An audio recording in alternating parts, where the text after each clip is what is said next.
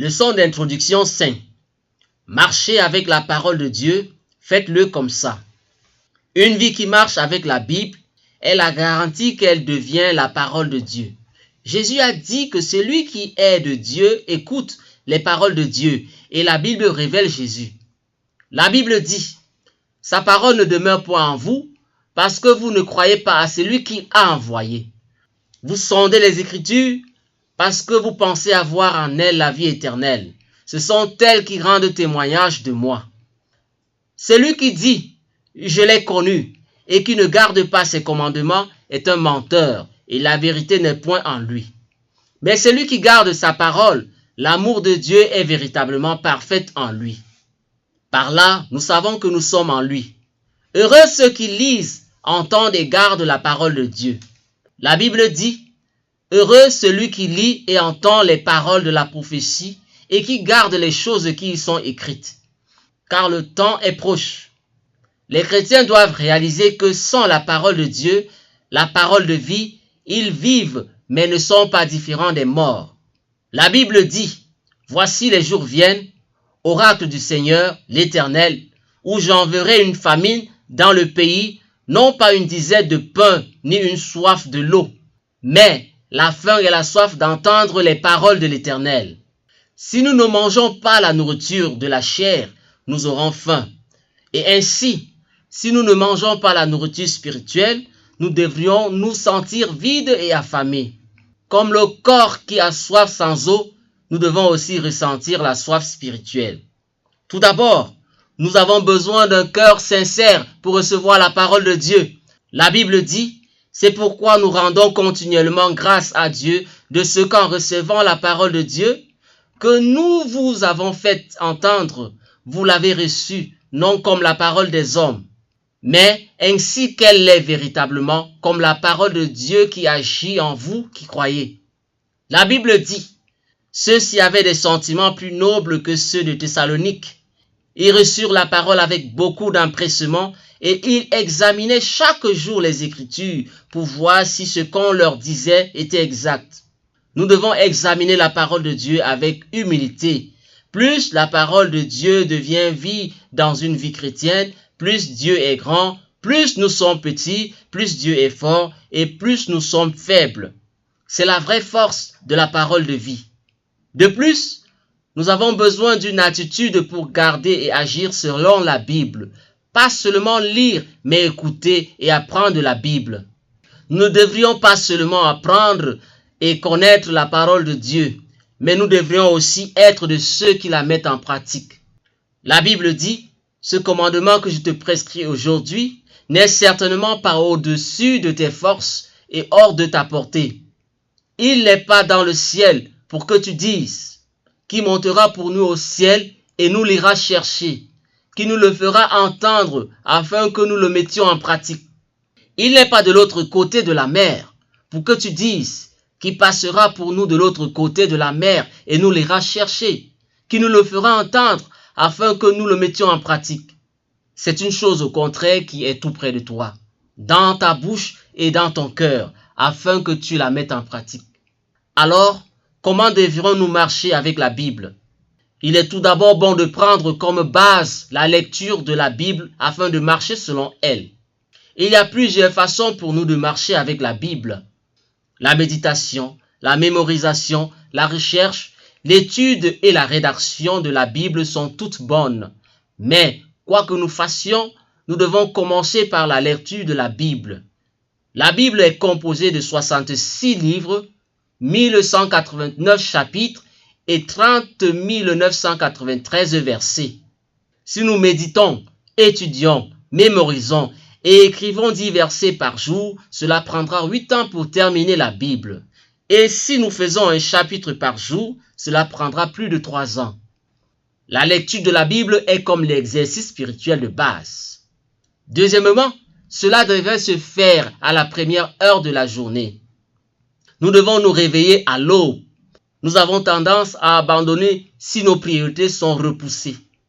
Par conséquent, dans la première heure de notre journée, si nous ne parvenons pas à nous accrocher à la parole de vie, à reconnaître la royauté de Dieu et à reconnaître que nous sommes ses enfants, il serait très difficile de prendre le temps du reste de la journée pour méditer.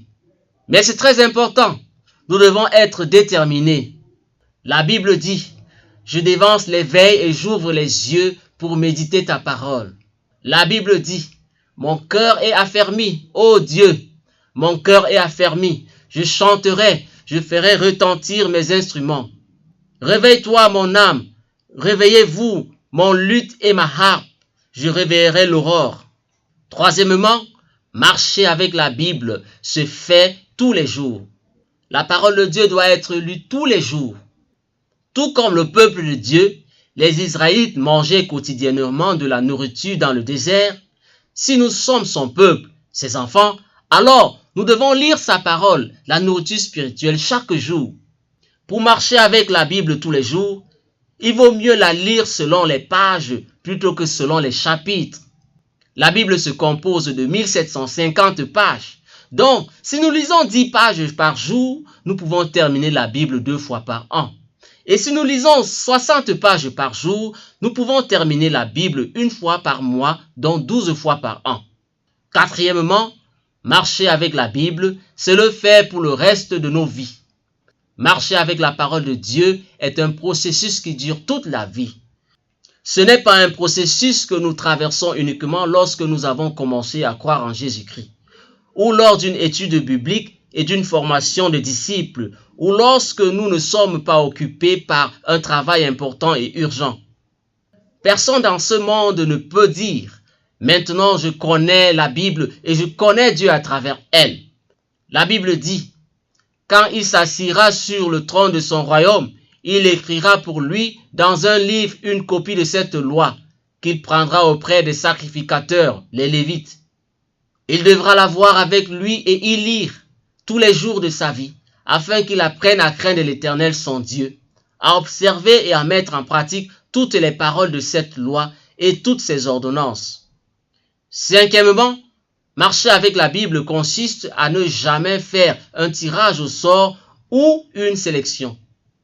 Lors de la lecture de la Bible, nous devons commencer par la Genèse de l'Ancien Testament et aller jusqu'à l'Apocalypse du Nouveau Testament. Nous ne devrions pas choisir ou séparer nos endroits ou chapitres préférés, mais plutôt parcourir toute la Bible du début à la fin. Nous pouvons penser que les psaumes et les proverbes de l'Ancien Testament et les évangiles du Nouveau Testament sont faciles, mais chaque verset, chapitre et livre de l'Ancien et du Nouveau Testament de la Bible entière doit être lu et étudié pour la connaître correctement. Nous ne pouvons jamais être spirituellement ponctueux si nous ne choisissons que des parties d'un verset, des chapitres ou des livres. Alors, nous passerons à côté de certaines parties de la parole de Dieu. La Bible entière est une voix dans un volume.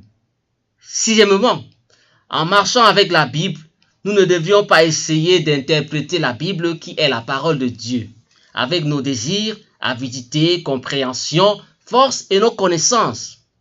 Au contraire, nous devons laisser la Bible dire ce qu'elle doit dire. La Bible dit, c'est ce qu'il fait dans toutes les lettres, où il parle de ces choses dans lesquelles il y a des points difficiles à comprendre, dont les personnes ignorantes et mal affermies tordent le sens, comme celui des autres écritures, pour leur propre ruine. Par conséquent, les chrétiens doivent toujours déposer leurs connaissances et expériences fixes devant la parole et rencontrer humblement Dieu qui parle à travers sa parole. Septièmement, en marchant avec la Bible, il vaut mieux lire le vrai livre, pas via un smartphone. Lors de la lecture ou de l'étude de la Bible, c'est une bonne idée d'utiliser notre propre Bible, dont ce n'est pas seulement un livre. Sauf si nécessaire, il n'est pas bon d'utiliser nos smartphones pour lire ou écouter la Bible. Souligner et mettre en évidence la Bible et laisser des traces de nos larmes de repentance, de nos larmes de gratitude et d'inspiration feront de la Bible un trésor précieux si nous la lisons plus. Ce sera la première vie que nous prendrons si notre maison est en feu. Huitièmement, marcher avec la Bible, il vaut mieux la lire dans notre langue maternelle. La meilleure façon de connaître la Bible est de la lire et de l'étudier dans la langue avec laquelle nous sommes le plus à l'aise, celle que nous comprenons. Parfois, nous lisons la Bible en anglais pour étudier également l'anglais. Mais lire la Bible uniquement dans la langue qui n'est pas notre langue maternelle n'est pas correct. Non seulement le contenu ne sera pas clair, mais nous finirons par abandonner car la lecture de la Bible deviendra plus lente. Neuvièmement, marcher avec la Bible, il vaut mieux la lire avec plusieurs membres. Il vaut mieux s'encourager et se motiver en groupe que de la lire seul. Il est très difficile d'être spirituellement motivé par nous-mêmes. La Bible dit, « Voici, oh, qu'il est agréable, qu'il est doux pour des frères de demeurer ensemble. » La Bible dit, « Et si quelqu'un est plus fort qu'un seul, les deux peuvent lui résister, et la corde à 3 fils ne se rompt pas facilement. » Parfois, une compétition amicale peut être bonne pour nous encourager à mieux faire, pour être plus proche de la parole de Dieu. Même si c'est pour une compétition, ou si nous faisons sérieusement, l'important est de savoir pourquoi nous le faisons. Enfin, si nous souhaitons mieux étudier One Story, nous pouvons faire ainsi. Premièrement, nous devons bien écouter. Pour la première fois, regardez et écoutez les vidéos avec un cœur calme en priant. De frappe et les erreurs ou de regarder les compétences en montage vidéo, nous devons être attentifs à ce que Dieu nous dit. On peut l'écouter les yeux fermés. Et nous devons bien le chercher. Regardez à nouveau la vidéo, arrêtez l'écran où apparaît le verset de la Bible. Ouvrez votre Bible, vérifiez et soulignez-la. J'encourage tout le monde à rechercher les versets bibliques donnés. Il ne s'agit pas de mémoriser les versets, mais de vérifier et de les souligner. Confirmez vous-même. Nous devrions également le répéter. En regardant et en écoutant à nouveau les vidéos, regardez en arrière et parcourez les versets qui ont été recherchés du début à la fin des vidéos. Si la parole est réalisée et reconnue, nous devrions nous appuyer davantage sur l'Esprit et prier pour incliner nos cœurs devant la parole de Dieu que nous avons reconnue. Ainsi, nous devrions revoir les vidéos. S'il vous plaît, nous ne devrions pas l'écouter une fois et dire que nous savons tout. Nous pouvons dire que nous le connaissons seulement lorsqu'il se manifeste dans nos actions et lorsqu'il devient une habitude spirituelle dans nos vies. À travers One Story, nous allons parcourir la Bible de Genèse à Apocalypse. Livre par livre, avec engouement, nous parcourons la Bible, cette parole éternelle qui transcende des générations. Veillez, priez et priez encore pour que la grâce et la puissance de Dieu soient avec nous jusqu'à la fin. Nous continuons de montrer la vie d'un chrétien qui s'attache à la Bible comme parole de vie.